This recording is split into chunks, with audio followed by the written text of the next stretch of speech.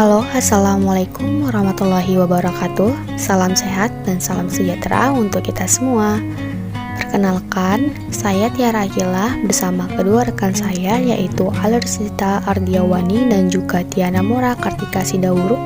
Di sini kami akan membuat sebuah video pembelajaran terkait dengan analisis dan saran dalam proses pembelajaran micro teaching di kelas EL Pendidikan Antropologi. Yang kami hormati Bapak Dr. Andus Waston Malau MSP selaku dosen pengampu pada mata kuliah micro teaching. Teknis pembelajaran micro teaching di kelas EL. Selama melaksanakan pembelajaran micro teaching kelas EL semester 4 belum pernah dilaksanakan secara luring. Tidak diketahui pasti penyebab dari tidak pernah dilaksanakan pembelajaran secara luring. Tetapi informan kami hanya mengatakan bahwa mungkin saja ada kepadatan jadwal dosen pengampu sehingga bingung dalam membagi waktunya. Menurut kedua informan kami, pembelajaran yang dilaksanakan secara daring tentu mengurangi keefektifan dalam proses belajar. Hal ini dikarenakan mereka sulit untuk menerapkan metode pembelajaran dengan baik, sehingga saat melaksanakan praktek membuka dan menutup pelajaran maupun praktek lainnya, mereka tidak dapat melihat secara langsung bagaimana kondisi serta suasana kelas.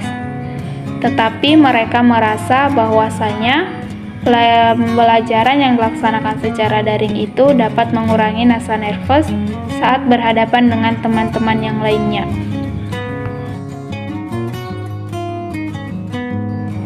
Walaupun tidak pernah merasakan bagaimana proses pembelajaran micro teaching berlangsung secara luring, tetapi kedua informan kami tetap berharap dan lebih senang jika pembelajaran dapat berlangsung secara luring.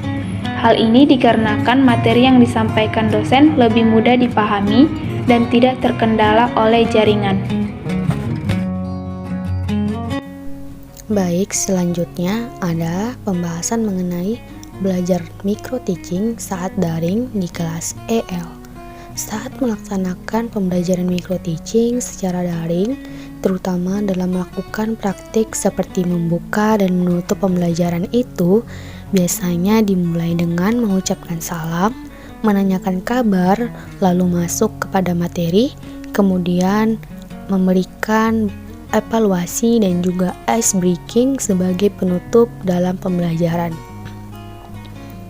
Pembelajaran secara daring menurut mereka membuat beberapa kegagalan dalam proses belajar dikarenakan jika suasana sudah siang, maka ice breaking yang digunakan juga tidak berdampak rasa senang dan jaringan yang terkadang tidak terkoneksi dengan lancar sehingga menghambat proses praktek. Kemudian, praktek itu dilaksanakan dalam beberapa sesi. Sesi yang pertama pada pertemuan pertama yang maju hanya 1-2 orang saja sehingga membutuhkan beberapa pertemuan dalam melaksanakan satu praktek.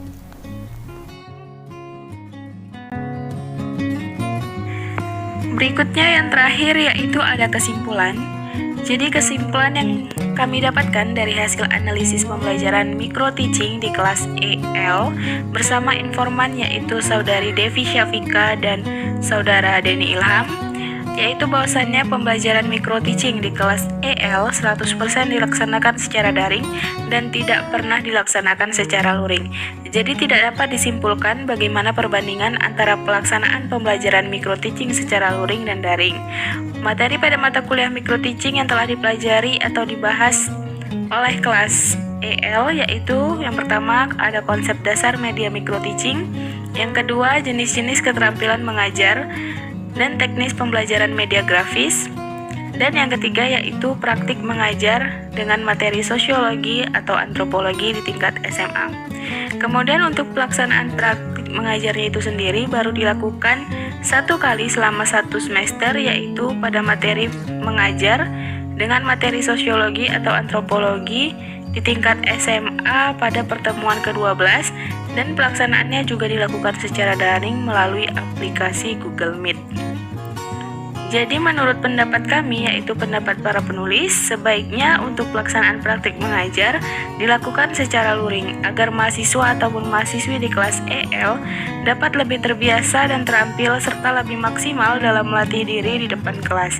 Selain itu juga, jika praktik mengajar dilakukan secara daring atau online, maka dikhawatirkan akan adanya hambatan-hambatan yang dihadapi seperti jaringan yang tidak lancar, ketidakkondusifan suasana di rumah, dan lain sebagainya. Maka menurut kami, untuk praktik mengajar sebaiknya dilakukan secara luring.